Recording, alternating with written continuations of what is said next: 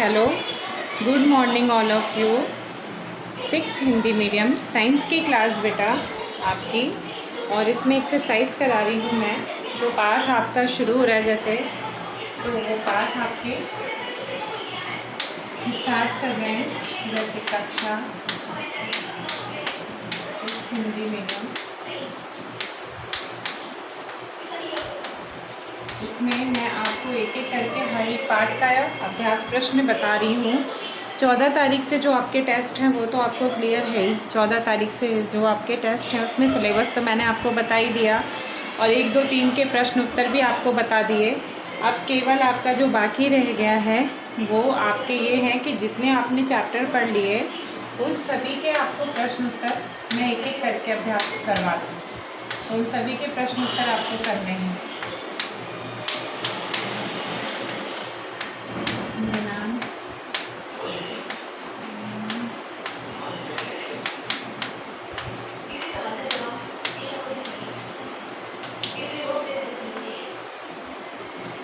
ये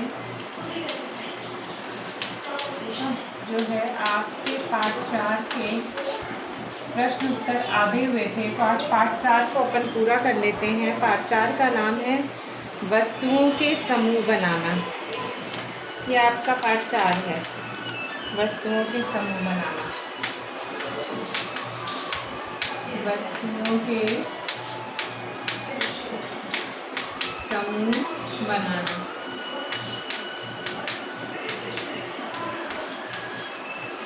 इसके अंदर आपका अभ्यास प्रश्न जो चल रहा है, इस अभ्यास प्रश्न में आपका 4 प्रश्नों के उत्तर मैंने करा दिए हैं। तो 4 प्रश्नों के उत्तर के बाद आज 5वां चलेगा। तो 5वां प्रश्न का उत्तर आपको लिखना है। 5वां प्रश्न क्या है पहले देख लीजिए। पहले आपको एक बार समझा दूं कि आपके 4 प्रश्न क्या थे शुरू में। पहला है लकड़ी से बनाई जा सकने वाली 5 वस्तुओं के नाम लिखिए। ये आपने लिखवा दिया था। निम्नलिखित में से चमकदार पदार्थों का चयन कीजिए। ये आपने लिख ही दिया था चमकदार कौन सा है। निम्नलिखित वस्तुओं का मिलान करना था, तो ये आपको करवा दिया। साथ में इसमें आपको था कि नीचे दिए गए कथन सत्य है अथवा असत्य, तो ये आपको उल्लेख करना था। तो ये आपका हुआ। जैसे लकड़ी का टुकड़ा जल में तैरता है, चौक जल में विलीन है या नहीं। तो ये आपका पूरा कंप्लीट है या नहीं। जैसे पत्थर पारदर्शी होता है जबकि कांच अपारदर्शी होता है। नोटबुक में धुती होती है जबकि रबड़ में नहीं होती। तो एक बार मैं आपको चौथा भी समझा दूं, अगर आपका चौथा नहीं हुआ है तो ये चौथा और देख लीजिए।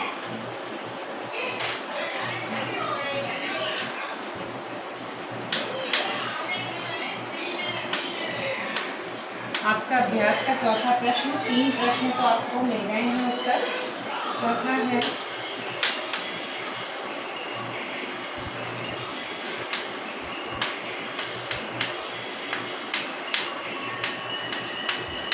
नीचे दिए गए कथन सत्य है अथवा असत्य।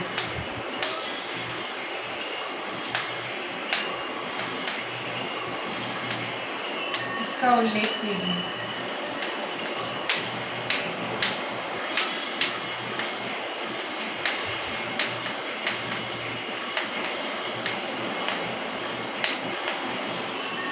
तो बच्चों चौथा प्रश्न है नीचे दिए गए कथन सत्य अथवा असत्य, इसका उल्लेख करना है। इसके अंदर का पत्थर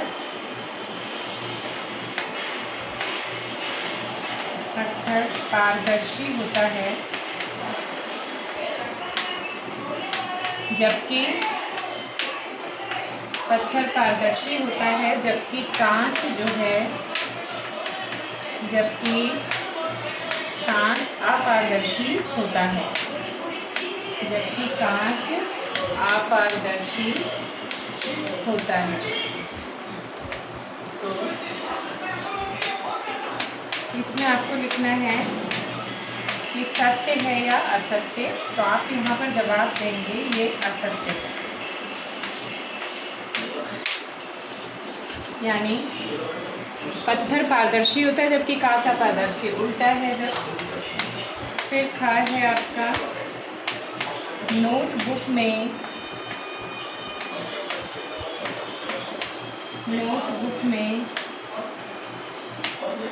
त्रुटि होती है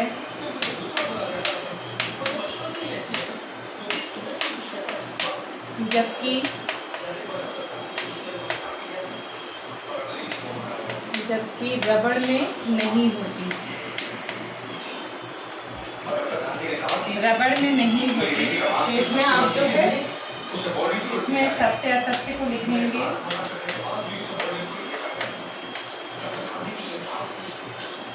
नोटबुक में त्रुटि होती है जबकि रबड़ में नहीं होती। तो ये आप जो है इसमें लिखेंगे कि ये सत्य है।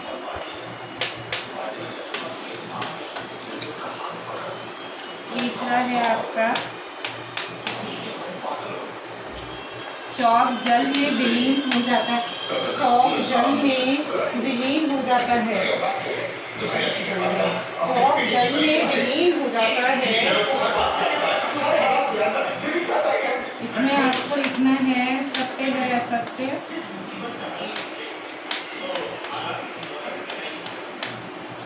चौक जल में विलीन हो जाता है।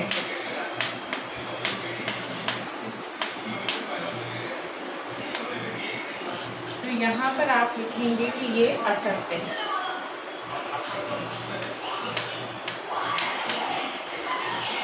असत्य, तो इसका मतलब कि यहाँ पर असत्य और सत्य को छांटना है। तो आप जो है सत्य और असत्य को छांट लेंगे। पहला है, चौथे प्रश्न आपका है कि नीचे दिए गए कथन आपके सत्य हैं अथवा असत्य, इसका उल्लेख करना है। तो आपका पहला है सेंटेंस, पत्थर पारदर्शी होता है जबकि कांच अपारदर्शी होता है। तो आप यहाँ पर लिखेंगे कि ये बात असत्य है। इसी तरह से नोटबुक में त्रुटि होती है जबकि रबड़ में नहीं होती, तो ये आपका सत्य है। चौक जल में विलीन हो जाता है, ये आपका असत्य है।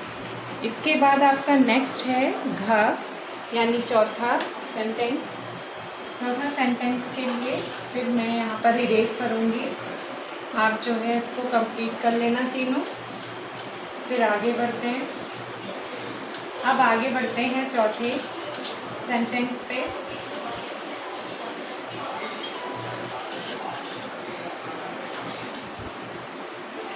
चीनी घ है लकड़ी का टुकड़ा। लकड़ी का टुकड़ा जल पर तैरता है। जल पर तैरता है। तो आपका जवाब होगा कि ये सत्य है या असत्य। तो लकड़ी का टुकड़ा जल पर क्या होता है? तैरता है। तो ये सत्य है, तभी तो नाव तैरती है पानी पे। तो ये आपकी बात सत्य है। तो लकड़ी का टुकड़ा जल पर तैरता है। फिर आपका घ है, घ तो हो गया तिरंगा। घ है गंगा। चीनी जल में विलीन नहीं होती।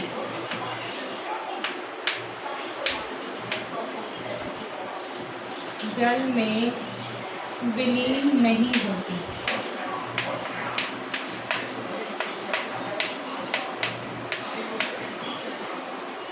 चीनी जल में विलीन नहीं होती, अर्थात ये क्या है आपका? असत्य है। चीनी जबकि जल में क्या हो जाती है? विलीन। तो ये असत्य है। फिर तेल जल के साथ, तेल जल के साथ मिश्रणी है। तेल जल के साथ मिश्रणी है। अब ये सत्य है या असत्य? तो ये भी आपका असत्य है। ये नोट कर लीजिएगा। फिर आपका है छ बालू, बालू जल में, जल में साबित होता है।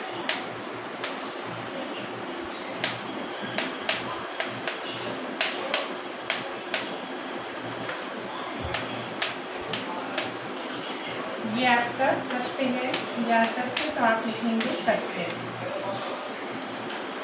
फिर आपका है ज सिरका जल में, सिरका जल में विलीन हो जाता है।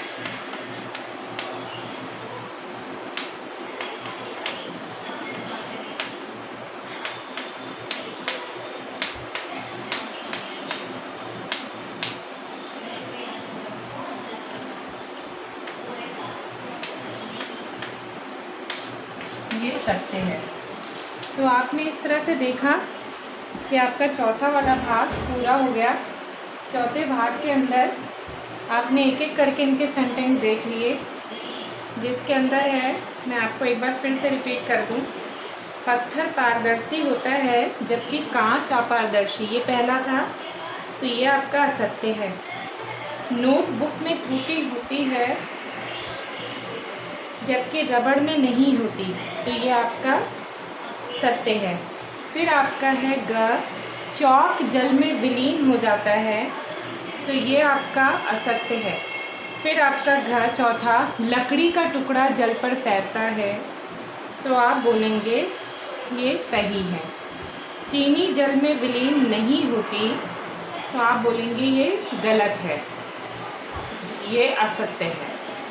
तेल जल के साथ मिश्रण है, मतलब तेल जल के साथ मिश्रण बनाता है या मिल जाता है, उसमें तेल जल में घुल जाता है, तो ये भी आपका असत्य है। फिर आपका है बालू जल में निसादित हो जाता है, यानी बालू जल में छन जाता है, तो ये भी आपका बाहर निकल जाता है छन के, तो ये भी आपका है सत्य। सिरका जल में विलीन हो जाता है, ये भी आपका सत्य है, बालू को हम छान सकते हैं। फिर आपका पांचवा क्वेश्चन चलेगा, जो पांचवा आपका प्रश्न है,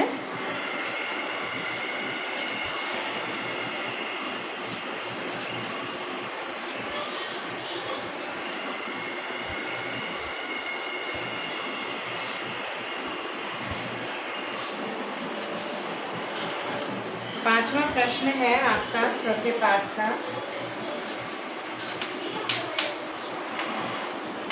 नीचे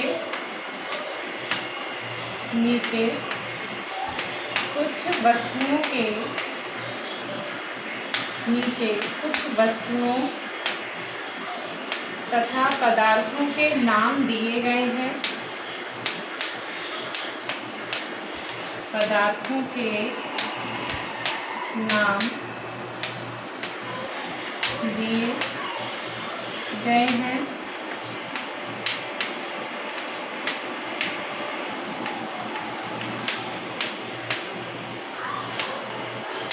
जैसे जल, बास्केटबॉल,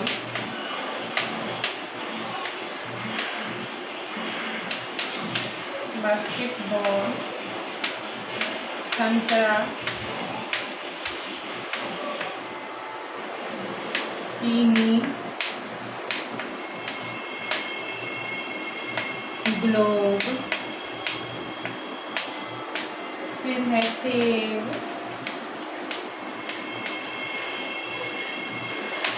फिर है तथा मिट्टी का घड़ा। मिट्टी का घड़ा। अब इनको इस प्रकार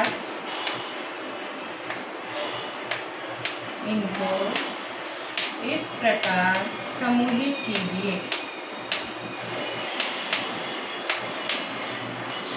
समूहित कीजिए। आप ये समूहित कीजिए, इसको इस प्रकार से कर सकते हैं। जैसे पहला गोल आकृति,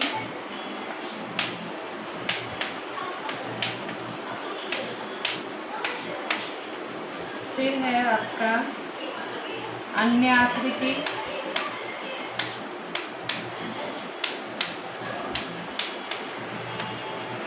अन्य आकृतियाँ,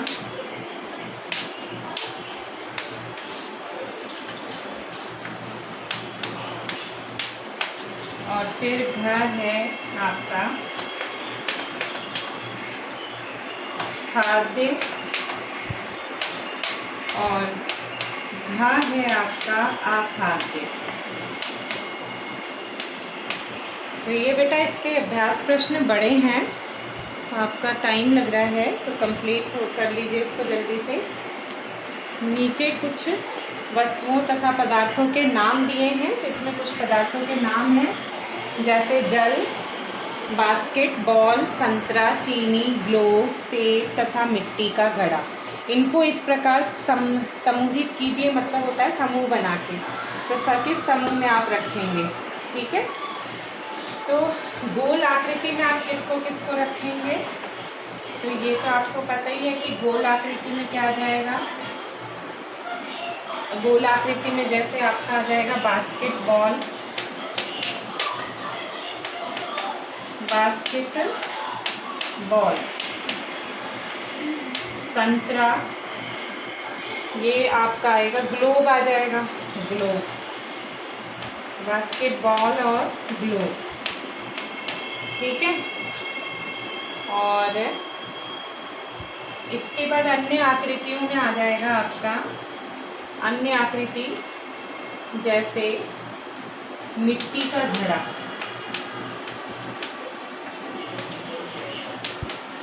मिट्टी का घड़ा। खाद्य में आपका आ जाएगा जैसे संतरा, चीनी, सेब, संतरा, चीनी, सेब, ठीक है। इसमें और अखाद्य में आ जाएगा जैसे आपका ये खाद्य में संतरा, चीनी, सेब भी आ सकता है, जल भी आ सकता है। और अखाद्य में आपका फिर से आ जाएगा बास्केटबॉल और मिट्टी का घड़ा। तो इस तरीके से आप अपना पूरा कर सकते हैं।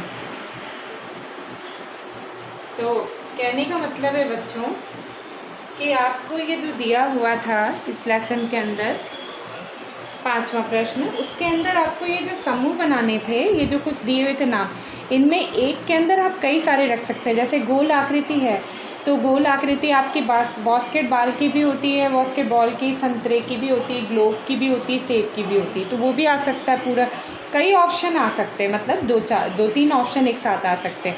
अन्य आकृतियों में जैसे आपका इसमें अन्य आकृति मिट्टी का घड़ा, जैसे उसका शेप अन्य आकृति के अंदर आ जाएगा, है ना। और चीनी, जल, लेकिन आप खाद्य पदार्थ तो है नहीं, तो आप इसमें मिट्टी का घड़ा ही लिखना। खाद्य में आप लिख लेना जैसे संतरा, चीनी, सेब, जल भी आ सकता है। अखाद्य में जैसे फिर से आपका आ जाएगा बास्केटबॉल और मिट्टी का घड़ा। तो अखाद्य का मतलब जो खाद्य पदार्थ नहीं है। तो इस तरीके से बेटा आपका अभी चौथा लेसन पूरा नहीं हुआ है, अभी 5 प्रश्न के उत्तर ही आपको मिल पाए हैं। इसके बाद आपका छठा भी है, 7वां भी है, एक्सरसाइज बड़ी है, फिर इसके बाद का हम नेक्स्ट वीडियो के अंदर कंसीडर करेंगे। Okay, bye.